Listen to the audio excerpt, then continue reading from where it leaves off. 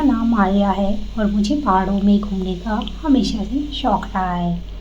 शहर की भागदौड़ और शोरगुल से दूर पहाड़ों की शांति और ताजगी मुझे हमेशा खींचती रही। इस बार मैंने सोचा कि किसी ऐसे हिल स्टेशन पर जाऊं जो भीड़ भाड़ से दूर हो, जहां प्रकृति को करीब से महसूस किया जा सके। मेरी एक दोस्त ने उत्तराखंड के एक छोटे से हिल स्टेशन का जिक्र किया था जो पर्यटकों से कम ही जाना जाता था। नाम था तुषारगिरी। तुषारगिरी पहुंचते ही मैंने महसूस किया कि यह जगह सचमुच बाकी हिल स्टेशन से अलग है। यहाँ की हरियाली और शांत वातावरण मन को एक अजीब सुकून दे रहा था। पहाड़ों के बीच बसा यह छोटा सा गांव बहुत पुराना था और यहाँ के लोग भी एकदम सीधे साधे और सरल थे। मेरा होटल गांव से थोड़ा ऊपर पहाड़ी पर था, जहाँ से पूरे गांव का सुंदर दृश्य देखा जा सकता था। चारों तरफ जंगल और बर्फ से ढके पहाड़ थे, जिनकी चोटी पर सूरज की किरणें गिरती थी तो ऐसा लगता मानो कि सुनहरी चादर बिछा दी हो। पहले 2 दिन मैंने गांव के आसपास के इलाके घूमने में बिताए। कुछ स्थानीय मंदिर, जंगल की पगडंडियां और पास के एक झरने तक की ट्रैकिंग। हर जगह शांति और प्रकृति की खूबसूरती थी। पर जैसे जैसे दिन बीतते गए, मुझे इस गांव के बारे में कुछ अजीब बातें महसूस होने लगी। तीसरी रात मैं अपने होटल के कमरे में बैठी थी। खिड़की से बाहर दृश्य मंत्रमुग्ध करने वाला था, पर अचानक मेरी नज़र पहाड़ की तरफ गई, जहाँ दूर एक पुरानी हवेली सी नजर आ रही थी। उस हवेली के बारे में मैंने किसी से कुछ नहीं सुना था और ना ही गाइड बुक में इसका जिक्र था।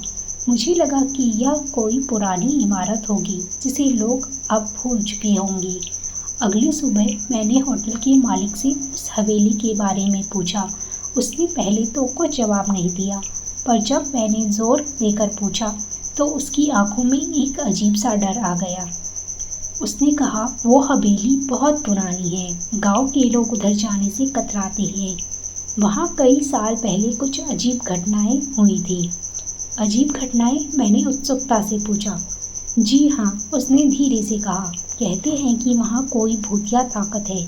कुछ साल पहले एक परिवार वहाँ रहने आया था, लेकिन अचानक वे सब गायब हो गए।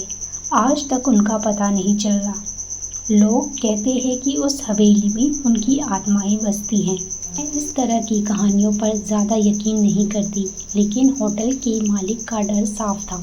मैंने सोचा, हो ना हो एक गांव की पुरानी लोक कथा होगी जिसे लोगों ने पीढ़ी दर पीढ़ी बढ़ा चढ़ाकर बताया होगा। फिर भी उस हवेली को लेकर मेरी जिज्ञासा बढ़ गई थी। अगले दिन मैंने तय किया कि मैं खुद उस हवेली तक जाऊंगी। दोपहर का वक्त था और मौसम साफ था। मैंने अपने कैमरे और पानी की बोतल ली और हवेली की तरफ चल पड़ी। रास्ता जंगल से होकर जाता था और वहाँ एक पगडंडी दिख रही थी जो हवेली तक पहुँचती थी। जैसे जैसे मैं हवेली के करीब पहुँची, हवा में एक अजीब सी ठंडक महसूस होने लगी। जंगल के पत्तों की सरसराहट और पक्षियों का चहचहाना धीरे धीरे बंद हो गया। अब केवल मेरे कदमों की आवाज़ ही सुनाई दे रही थी। जब मैं हवेली के पास पहुंची तो वह बिल्कुल खंडहर जैसी लग रही थी। पत्थरों से बनी पुरानी दीवारें, टूटी फूटी खिड़कियां और जंग लगी लोहे की जाली। हवेली की एक अजीब सी खामोशी ने मुझे घेर लिया था। मैंने वहां चारों ओर देखा, लेकिन कहीं कोई इंसान नहीं था। मेरे दिल की धड़कन तेज हो रही थी, पर मेरी जिज्ञासा मुझे अंदर खींच रही थी। मैंने दरवाज़ा धीरे से धक्का दिया और वह कर्र कर्र की आवाज़ के साथ खुल गया। अंदर का और भी डरावना था। फर्श पर धूल की मोटी परत जमी हुई थी और दीवारों पर धुंधले धुंधले निशान थे, जैसे कोई पुराने समय की घटना की गवाही दे रहे हो। मैंने धीरे धीरे हवेली के अंदर कदम रखा। हर कोने में अजीब सी ठंडक और अंधेरा था। तभी मेरी नज़र एक कमरे पर पड़ी, जिसका दरवाज़ा थोड़ा सा खुला था। मैंने हिम्मत जुटाकर दरवाज़ा खोला। कमरे के अंदर एक पुरानी मेज़ और कुछ टूटी फूटी कुर्सियाँ थीं। पर मेरी नज़र कमरे के कोने में पड़े पुराने संदूक पर जा टिकी। वह संदूक बहुत ही पुराना लकड़ी का बना था, जिस पर धूल की मोटी परत थी। मेरी उत्सुकता और बढ़ गई। मैंने संदूक को खोला और उसके अंदर के कुछ पुराने दस्तावेज और तस्वीरें निकाली। तस्वीरों में वही परिवार था जिसका जिक्र होटल के मालिक ने किया था। एक आदमी, एक औरत और उनका बच्चा, सब मुस्कुरा रहे थे। पर एक तस्वीर में कुछ अजीब था। उसमें उनके पीछे एक धुंधली परछाई दिख रही थी, जो इंसानी आकार की थी, पर उसका चेहरा साफ नहीं था। तभी अचानक मुझे ऐसा महसूस हुआ जैसे मेरे पीछे कोई खड़ा हो। मैंने झट से मुड़कर देखा, पर वहाँ कोई नहीं था। मेरे हाथ पांव ठंडे पड़ गए। मैंने जल्दी से तस्वीर वापस रखी और हवेली से बाहर निकलने की कोशिश की, पर जैसे ही मैंने दरवाजे के पास पहुंची, दरवाज़ा ज़ोर से बंद हो गया। मैं डर के मारे कांपने लगी। दरवाज़ा खोलने की कोशिश की, लेकिन वह जैसे जाम हो चुका था। अब मुझे एहसास हुआ कि कुछ तो गड़बड़ है। तभी हवेली के अंदर से एक धीमी धीमी आवाज़ सुनाई देने लगी।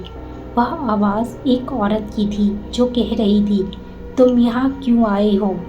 चले जाओ। जब तक वक्त है, मेरे शरीर में सिहरन दौड़ गई।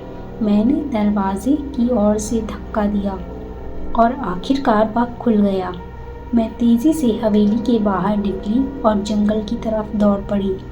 जब मैं गांव वापस पहुंची तो मेरी सांसें तेज और दिल जोर से धड़क रहा था। होटल के मालिक ने मुझे देखा और कहा, आपने वहां जाने की गलती की। वह हवेली अब इंसानों के लिए नहीं है। उस घटना के बाद मैं तुषारगिरी से वापस शहर लौट आई। आज भी जब मैं उस रात के बारे में सोचती हूँ तो मुझे यकीन नहीं होता कि मैंने क्या देखा और महसूस किया। वह हवेली अब भी मेरे सपनों में आती है और वह परछाई, शायद वह हमेशा मेरे साथ ही रहेगी।